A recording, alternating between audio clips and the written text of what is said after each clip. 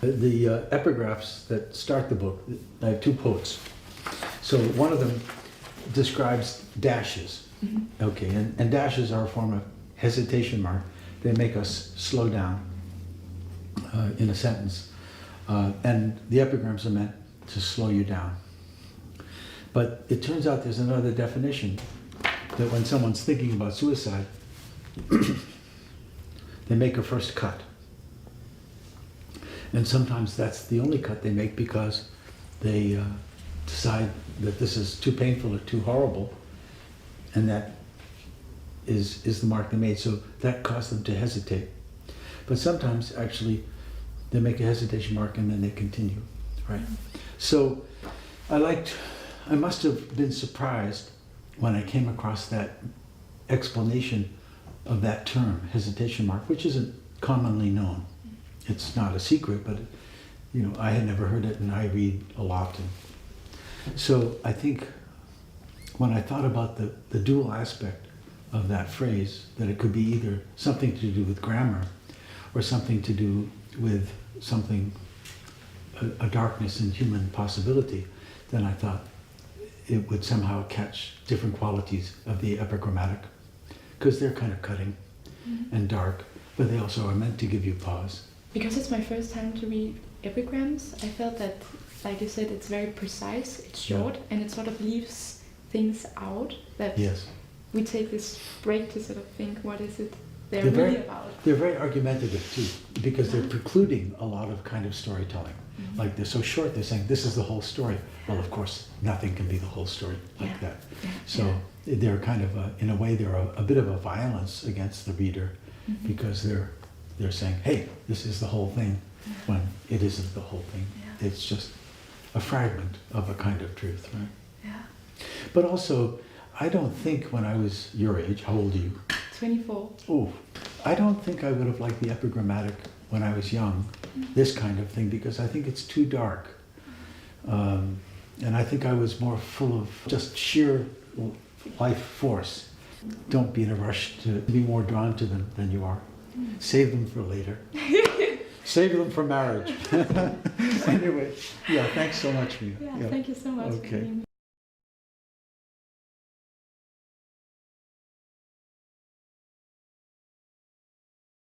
You described the process of conception, how you come up with the idea of epigram. But it's not a birth yet. Do you sit at the table and polish it, or does it come up as close to final form as it is in the book? So the epigrams are in part getting into the right head, where you're listening to language for things that surprise you, and you're looking for qualities of human behavior, and you're kind of keeping an eye out. So I do a lot of reading. I read various epigramists, but I read a lot of books about human psychology and so on. So, for instance, I read a book about hypochondria. And one of the fun things, let's say, about hypochondria is it's almost always other people who are hypochondriacs. I am merely concerned with my health, but she is a hypochondriac. Well, so you see that when I'm reading about hypochondria, I'm already looking to implicate myself, or to see the ways in which I don't implicate myself, and to see where it might lead me to make a comment about human behavior. So the epigrams really start in part with this attentiveness and this curiosity. So now I'm reading a book on hypochondria because I hit the word hypochondria, and now I want to know, like, the history of the word and what can I learn? And then I get to this idea that hypochondria is almost always other people. That's very funny to me. Well, I don't get an epigram out of that. And then the word hypochondria is just kind of bombulating in my mind, and I go back to my page of fragments of epigrams and ideas for them, and I see the word hypochondria, and this time suddenly it comes to me, overkill. Just like that. Yeah, that one is just, that's the way that happened. So then that's it. And I say, oh, wow, hypochondria, overkill. And I don't think it's been said quite that way before, and I don't think it can be said more succinctly. So that's one way they happen. If you're going to write about love, and human affection, you're going to end up writing about jealousy or thinking about it, its qualities. And so for years, among other subjects, I've been interested in what people have to say about jealousy. So I have a prepared mind on the subject of jealousy. And jealousy, a lot of it has to do with triangles. It takes three people to make jealousy, right? And so triangles, that idea's in my head for years. And then I start thinking about it. And there is a kind of triangle called a right triangle. And then suddenly it comes to me, jealousy's geometry. See, because now we're talking geometry. Jealousy's geometry, no right triangles. And so I get to play on the word right. But does it happen to you that you come up with the idea and you still have to sit and polish it like jeweler does with a precious stone to make it shine? Oh, sure. The hyperbolist choking superlative stuck in the craw of his better self. Okay, well, there's a lot going on in that. And the craw is here, but craw is not a word we hear anymore. But I want a violent word. I don't want to say stuck in his throat. Yes. I don't want to say, so it takes a while to get craw. And there is we don't have a common word, a hyperbolist. We do have the word hyperbole, but now I'm making a noun. The hyperbolist choking, so now I have to really envision it. How does it work? I'm angry at a person who uses hyperboles too easily.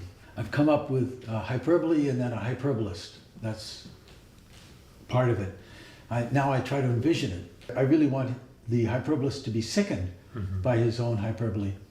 But no, not sickened, choking. So the hyperbolist choking, and now how does it work? Superlative, I had to come up with that word. A superlative stuck in the craw, and I need craw because I need a strong word of his. And then what? Stuck where? In the craw of his what? His better self. Better self. Yeah. So that one took a series of steps to get to. Yeah. You mentioned that epigram makes you stop and think.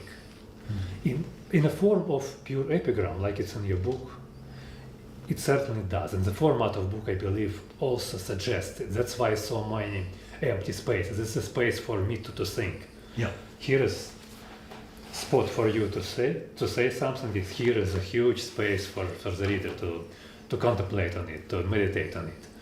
But what do you think about some other forms of epigram? Let's take Mark Twain, or rather, let's take Lewis Carroll, whose book is full of epigram material. Yes. It is all about wordplay, but he doesn't let people stop. He push or maybe pull the reader down the line of the story. You literally don't have time to stop and think about this epigram. You have to read it again and again and find more and more jewels. Yes. What do you think about these two forms? Epigram, as you put it, and epigrams hidden in the text. In the text. Yeah. About the white space, all the white space. So the white space is very argumentative. It's saying, look, you need this white space to let this epigram work on you. You cannot just rush along. Now, of course, this is like poetry. A lot of poetry uses a lot of white space. It too is argumentative. The poet is saying, this is a sonnet or something even shorter, some lyric poem, and it requires the white space for you to understand it. So the epigrammist is a little bit like a cousin of the poet, but even more so. I like that challenge. It was a writer named Stephen Mitchell who, when I first started playing with epigrams, and I gave him some pages of my epigrams, he said, the way to test them is to put them one or two to a page. And you'll see if they can take the weight of that space. And that was a very wise thing, I thought.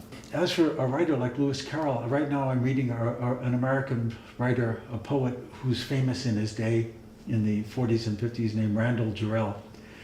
And he wrote a book, a novel called Pictures of an Institution, a very satirical novel about a college, a women's college, like Sarah Lawrence. It is brilliant, and he's a brilliant epigrammist. Sentence after sentence, he expresses things I would love to claim as my own. He has one where the observation is that the character cannot be a hypocrite because he's not morally developed enough yet. He simply thinks that whatever he is